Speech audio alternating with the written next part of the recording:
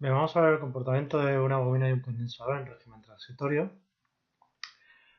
¿Qué significa régimen transitorio? Régimen transitorio es cuando tengo un interruptor, por ejemplo. Un régimen permanente es cuando está constantemente circulando una corriente eléctrica en un circuito y por tanto no depende del tiempo.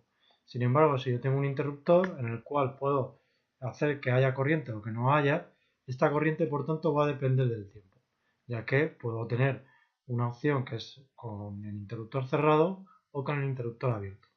Bien, pues este régimen transitorio lo que va a hacer es que tanto el condensador como la bobina se comporten de una cierta manera. Por ejemplo, en el condensador, si tengo, estoy en tiempo cero, es decir, no tengo nada conectado entre sí, tengo por tanto un circuito abierto en el que la pila no está conectada con el condensador, tengo por tanto una intensidad igual a 0 amperios en el condensador. ¿Vale?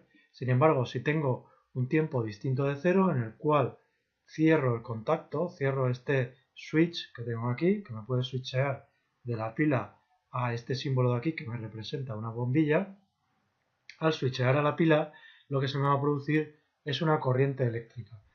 La corriente eléctrica, la real, como sabéis, es movimiento de electrones, por tanto iré del polo negativo de la pila hacia este extremo del condensador. Como sabéis, perdón, como sabéis, los electrones no pueden saltar de una de las placas conductoras a la otra, ya que tengo un dieléctrico, un aislante aquí que me lo impide. Al llegar un electrón a este lado de la placa proveniente de la pila, ya que es atraído por el polo positivo de la otra pila, por tanto el electrón viaja hacia acá, al viajar hacia acá, este electrón lo que va a producir es una repulsión sobre el electrón que haya en el otro extremo de la placa. Por tanto, este electrón se va a ver acelerado por la fuerza de este campo eléctrico y se va a mover hacia el polo positivo que además es atraído por él. Por tanto, lo que voy a tener es un exceso de electrones en este lado de la capa, de la placa, perdón, con el paso del tiempo y un defecto de electrones, es decir, cargas positivas en este otro lado de la placa con el paso del tiempo, ¿vale? Con lo que se me va a generar aquí una diferencia de potencial que va a ir aumentando a medida que aumente esta diferencia de carga eléctrica, ¿vale? Por tanto, mi voltaje o mi potencial eléctrico va a depender del tiempo, ¿vale? Los electrones no vienen todos de golpe, sino que van viniendo poco a poco y se van almacenando. Eh, por tanto, el voltaje va a depender del tiempo, ¿vale? ¿Hasta qué valor de voltaje voy a tener? ¿En qué momento estos electrones van a cesar de llegar a este lado de la placa? Pues esos electrones van a cesar de llegar en el momento en el que el voltaje de la batería se iguale a este voltaje. En cuanto yo tenga el voltaje de aquí se iguala a este voltaje de aquí, voy a tener intensidad cero, que es lo que veíamos, por ejemplo, si ponemos dos pilas en serie, en sentido contrario, lo que voy a tener es si el voltaje V1 es igual al voltaje de V2, la intensidad va a ser cero. ¿Por qué? Porque se me va a cancelar la intensidad de que venga de aquí con la intensidad de que venga de aquí. ¿Vale? Por lo tanto va a ser cero. Bueno, pues la conclusión que podemos obtener de esto es que un condensador en corriente continua para un tiempo mucho mayor que cero se comporta como un circuito abierto, ya que la intensidad al cabo de mucho tiempo va a ser 0 amperios. Y luego, por otro lado, la otra conclusión es que el voltaje del condensador va a depender del tiempo. ¿Vale? El voltaje de la pila no depende del tiempo, siempre es el mismo. Sin embargo, en cuanto switchemos y cambiemos el interruptor a este lado, el voltaje del condensador va a depender del tiempo. Va a cambiar a medida que pase el tiempo. Bien, pues vamos a tener dos situaciones en el condensador. Uno que es situación de carga, que es lo que acabamos de ver más o menos, y otro que es situación de descarga, que es cuando conectemos el condensador que esté cargado a la bombilla. ¿Vale?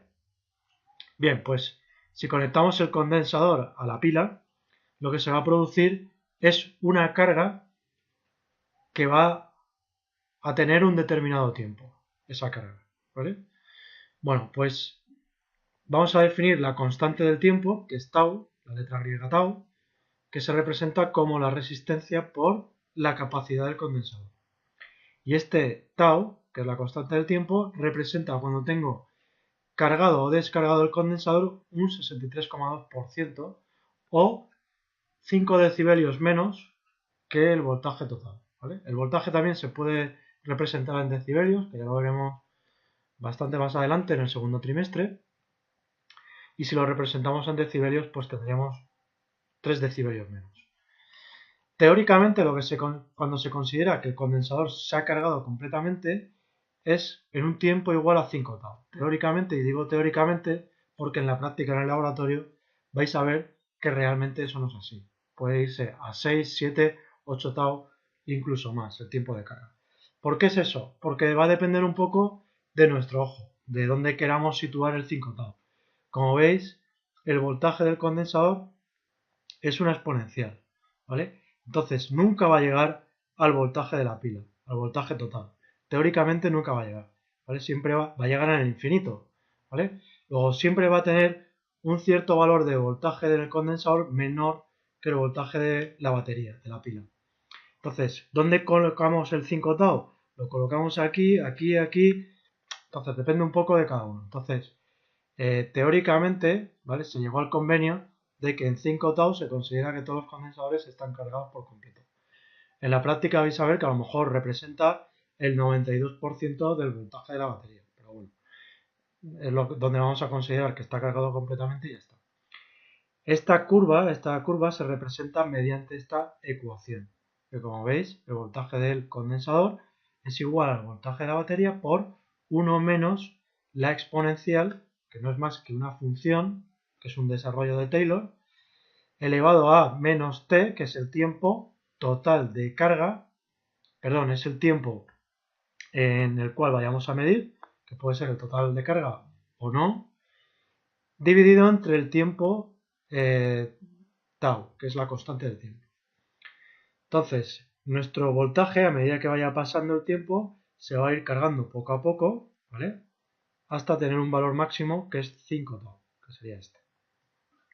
Y luego tenemos la intensidad que va pasando al condensador, que está representada de esta manera, en la cual tenemos una exponencial decreciente que parte de un máximo de intensidad de corriente, que es cuando switcheo y tengo un máximo de electrones que van llegando aquí, y que va descendiendo a medida que se van acumulando los electrones y no va habiendo más capacidad de almacenar electrones aquí.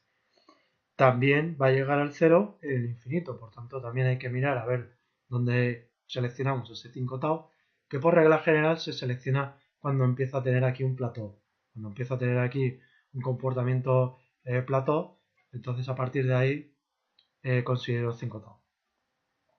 Sigue esta ecuación también, en la que es la intensidad de la batería, es decir, la intensidad máxima, aquí sería el voltaje máximo también, que es el de la pila, multiplicado por la exponencial de el menos tiempo, que sea el tiempo que sea, dividido entre la constante de tiempo. ¿Vale? Aquí indico lo que es cada cosa. Si no habéis visto lo que es esta función, la función exponencial, bueno, no es muy complicada, en la calculadora lo tenéis, con lo que no tenéis que hacer el desarrollo de Taylor de esta función, ¿vale? Bueno, en cuanto a descarga, sería una vez que he cargado el condensador con la pila, switcheo a la bombilla. Una vez que switcheo a la bombilla, tengo un voltaje del condensador que se ha cargado con la pila, que supuestamente es prácticamente el mismo que el de la pila, por tanto voy a tener aquí lo que sea de voltios, si aquí tengo 2 voltios, por ejemplo, pues aquí voy a tener 2 voltios también, ¿vale? Y con esos 2 voltios voy a iluminar esta bombilla. ¿Hasta cuánto tiempo voy a iluminar esa bombilla? Pues hasta que todos los electrones pasen al lado positivo, hagan su trabajo en la bombilla, que el trabajo de los electrones en una bombilla es calentar un filamento de wolframio a muy alta temperatura. Ese filamento de wolframio ejerce una resistencia muy grande. Esos electrones, al chocarse con otros electrones y otros átomos, ese exceso de energía la emiten de dos maneras, o bien con radiación visible, que es la luz, o bien con radiación infrarroja, que es el calor que producen las bombillas cuando nos acercamos a ellas, ¿no? Por ejemplo, lo podemos notar. Bien, pues el tiempo ese que va a tardar en descargarse también es 5 tau, donde tau también es R por C, ¿vale? En este caso R sería la resistencia de la bombilla. En el caso anterior, pues en el caso anterior no lo he pintado, pero tendríamos que tener una pequeña resistencia aquí, o bien puede ser la misma resistencia del condensador. También puede valer la resistencia del cable, que como sabéis en todos los circuitos que nosotros estamos pintando, la resistencia del cable es ideal y por tanto es cero, como si fuese un superconductor. Bien, pues las ecuaciones que rigen la descarga del condensador son estas dos. Se difieren de las anteriores simplemente en el voltaje. Como veis, antes era 1 menos la exponencial, ahora no tenemos ese 1 menos, por tanto vamos a tener el mismo comportamiento que la intensidad, es decir, de una exponencial negativa, decayendo, ¿vale? A medida que pasa el tiempo, tanto para el voltaje como para la intensidad.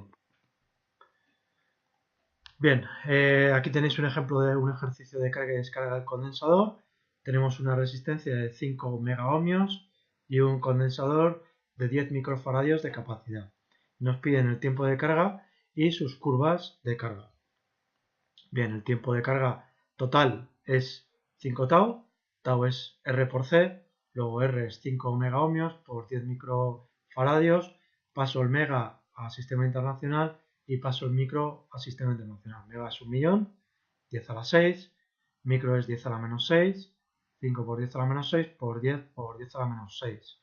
Luego esto es 50 segundos, ¿vale? Aunque parezca extraño, ohmio por faradio, pues nos sale segundos. Todo esto se puede mostrar con ecuaciones diferenciales y demás. Bueno, pues el tiempo total, por tanto, es multiplicar esta cantidad por 5 y nos queda 250 segundos. Y su representación no es más que poner la representación gráfica que hemos visto anteriormente, situando el tau donde le corresponde, aproximadamente un 63,2% o 3 decibelios menos, donde tendríamos 50 segundos y 5 veces más allá el 5 tau, ¿vale? Y lo mismo con la intensidad. Muy sencillo. Aquí tenemos otro ejemplo de descarga, en este caso, con un condensador de 5 nanofaradios, ¿vale? Esto es una N, y 500 ohmios. Bueno, pues lo mismo, T es igual a 5 tau, tau es R por C, luego T es 5 por RC, 5 por sus valores pasados al sistema internacional y nos queda 1,25 por 10 a la menos 5 segundos. Como veis, cuanto menor sea el valor de la capacidad, menor será el tiempo de carga total. Esto, según la aplicación que queramos hacer, pues será mejor o peor, ¿vale? Si queremos una respuesta muy rápida del condensador, pues nos conviene tener tiempos muy cortos. Y su representación gráfica, pues exactamente igual que antes, colocando dónde está su tau y dónde está su 5 tau y queda perfectamente caracterizado esta descarga del condensador. Un problema que es un poco más complicado sería aquel en el que tenemos que emplear esta ecuación de descarga del condensador para un tiempo determinado. Bueno, pues en este caso se nos ha cargado previamente el condensador, con lo que tenemos que el voltaje de la batería es igual al voltaje del condensador. Nos piden el tiempo de descarga y el voltaje para un tiempo determinado. Bueno, pues el tiempo de descarga, lo mismo que antes, 5 tau, 5 RC, pim pam, en el sistema internacional y nos sale 5 segundos, ¿vale? Y luego para un tiempo determinado, lo único que tenemos que hacer es introducir este 0,5 segundos que nos dan en el enunciado en la exponencial. Como ya tenemos el tau, que lo acabamos de calcular, ya tenemos todo. Tenemos el voltaje de la batería, que son 10 voltios, pues 10 voltios voltaje de batería por la exponencial de menos 0,5 segundos, que nos lo dan como dato, dividido entre un segundo, que es el tau, ¿vale? Que sería RC simplemente, ¿vale? Sin multiplicar 5. Antes he dicho que tau era esto, no es verdad. Tau es esto, ¿vale? Tau son un segundo. Luego sería 0,5 entre 1. Y esto es lo que nos queda. Bueno, pues en 0,5 segundos tenemos 6 voltios de esos 10 voltios, ¿vale? Y ya está. Bien, ahora vamos a ver para la bobina cómo sería el caso. En este caso tenemos que, eh, en el caso de t igual a 0, también tenemos que la intensidad es 0. Y para t distinto de 0, vamos a tener también que la intensidad es distinto de 0. ¿Vale? Es régimen transitorio sin switch y con switch. Bien, una vez que ponemos el switch, ¿qué es lo que ocurre? Bien, vamos a tener una intensidad variable porque pasamos de intensidad 0 a intensidad distinta de 0. Luego tenemos una intensidad variable. Si tenemos una intensidad variable y tenemos una bobina, tenemos un campo magnético variable. ¿Qué me va a hacer ese campo magnético variable? Ese campo magnético variable va a tener una determinada forma de líneas de campo que, como veis, se representan aquí, que lo vais a ver muchísimo mejor representadas aquí. Aquí veis, si me deja, tenéis aquí una bobina, un enrollamiento en el cual se genera un campo magnético. Como veis, las líneas de campo que vienen determinadas por las ecuaciones de Maxwell que os hablé en otro vídeo, vienen dadas por esas ecuaciones de Maxwell, que son unas ecuaciones diferenciales que nos indican cómo tienen esa forma, esas líneas de campo magnético. En este caso, al atravesar una intensidad de corriente variable en esta bobina, se nos genera un campo magnético que tiene esta forma. Como veis, gran cantidad de líneas de campo magnético atraviesan verticalmente hacia arriba la bobina. Y luego tenemos una serie de líneas de campo que se extienden a lo largo del espacio-tiempo. Tienen exactamente la misma forma estas líneas de campo en la bobina que un imán o que el planeta Tierra, ¿vale? El planeta Tierra, sin embargo, tiene switcheado lo que es el polo, ¿vale? El polo norte geográfico es el polo sur magnético, está cambiado, ¿vale? En un futuro puede ser que también se switche otra vez y pase el campo magnético del polo norte pase al polo norte geográfico. Y en ese switcheo quedaremos desprotegidos, ya que el campo magnético sirve de escudo a partículas altamente energéticas con carga eléctrica, como son las partículas solares. Bueno, pues centrándonos en lo nuestro, como veis tenemos un gran acúmulo de líneas de campo magnético en el interior. ¿Eso qué me va a producir? Me va a producir una fuerza magnética hacia arriba que va a interferir sobre las cargas que están intentando atravesar la bobina.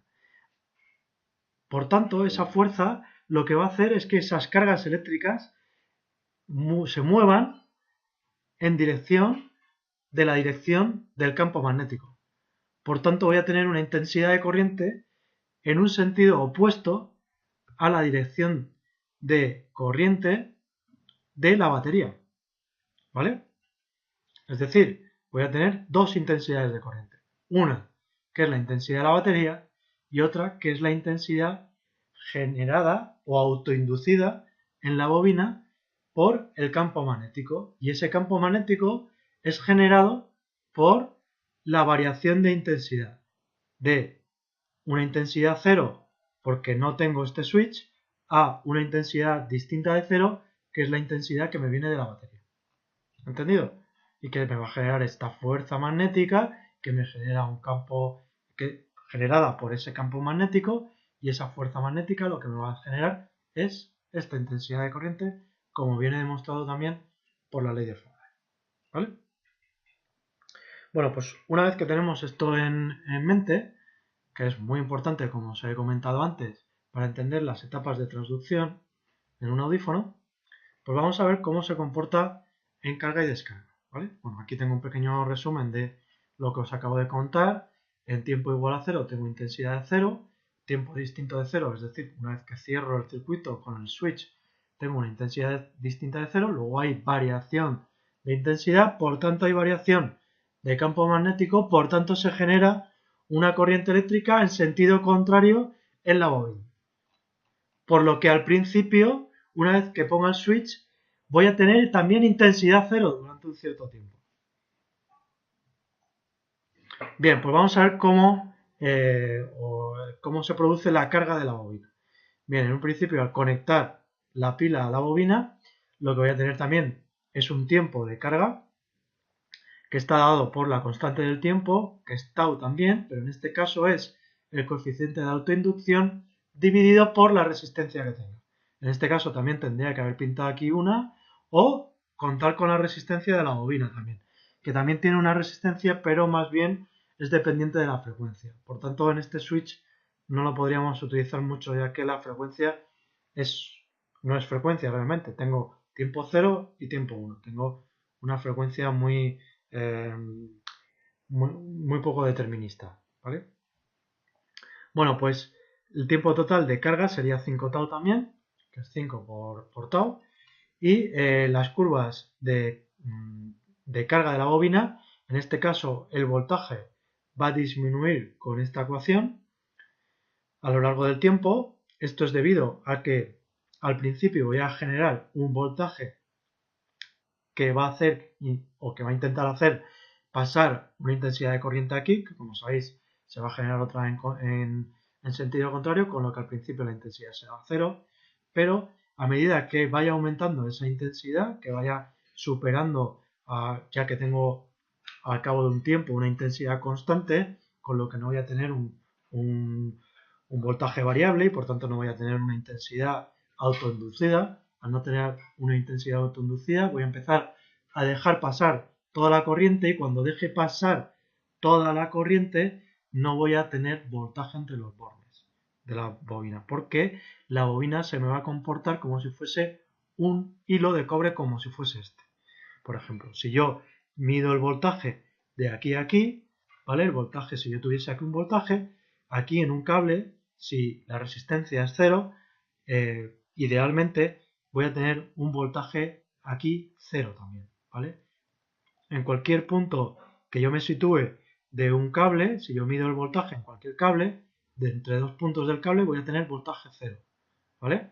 Esto es un fenómeno que ocurre, por ejemplo, en los tendidos eléctricos, en los que un pájaro se posa sobre un tendido eléctrico de a lo mejor 100.000 voltios y el pájaro no se electrocuta. ¿Por qué? Porque la diferencia de voltaje entre una pata y otra es cero.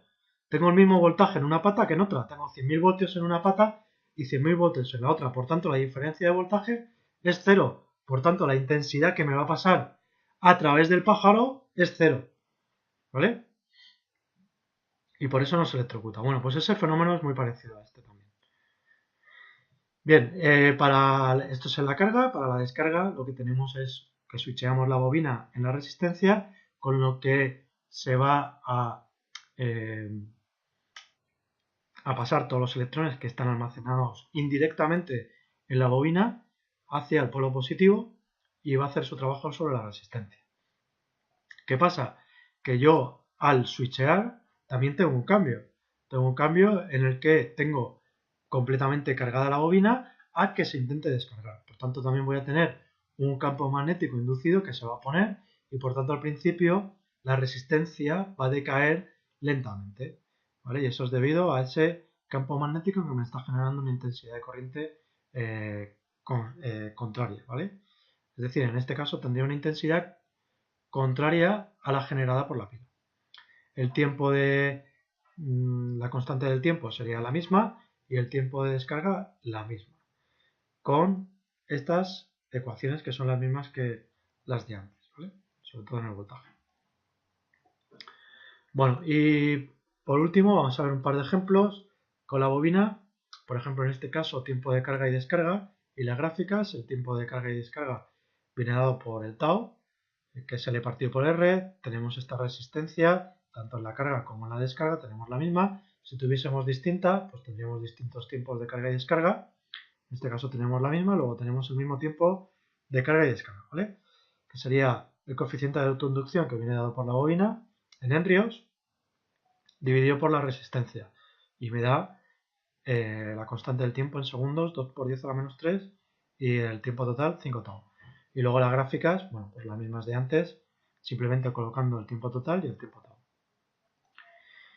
Y otro ejercicio que sería un poco más complicado, que sería en el que tenemos que calcular para un tiempo determinado cuál es la intensidad. ¿vale? En este caso tenemos 2 para tiempo igual a 2 milisegundos en carga y tiempo igual a 3 milisegundos en descarga. ¿Cuál es la intensidad máxima? Bueno, pues si tenemos dos resistencias, que son las dos iguales tanto para carga y descarga, pues para la carga podemos hallar la intensidad máxima con la ley de Ohm.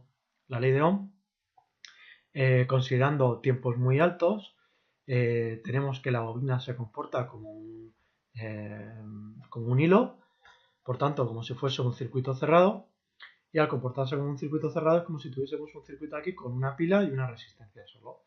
Luego aplicamos la ley de Ohm, voltaje máximo, que es el voltaje de la pila, dividido entre la resistencia de carga en este caso, ¿vale? Que como coincide con la de la descarga, pues no vamos a tener ningún problema. Luego la intensidad máxima que vamos a tener es 1,3 amperios, que es muy alta, por cierto. Y luego en el apartado AB, la intensidad para 2 milisegundos en carga, ponemos la ecuación que hemos visto anteriormente de carga de la bobina. Para 2 milisegundos ponemos en T 2 milisegundos, 2 por 10 a la menos 3, y en tau 6,7 por 10 a la menos 3, que viene calculado aquí, ¿vale? Que es L partido por R. Bien, resolviendo esta ecuación nos queda 0,34 amperios, que sería la intensidad en un tiempo de 2 milisegundos. Y luego la intensidad en un tiempo de 3 milisegundos, pues sería exactamente igual. Reproducir cambiando simplemente el 2 por el 3 milisegundos, ¿vale? En este caso, pues ya he quitado el 10 a la menos 3 con el 10 a la menos 3, que en realidad se va. Y ya está, y nos queda 0,83 amperios, ¿vale? Bueno, y como ejercicio voluntario, si queréis desarrollarlo, pues demostrar las ecuaciones de carga de un condensador tendréis que utilizar esta fórmula y una ecuación diferencial totalmente voluntario. Si queréis lo hacéis, si no, pues no. Eh, por supuesto lo corregiré y os lo contaré también el que lo haga bien. Y bueno, y nada más.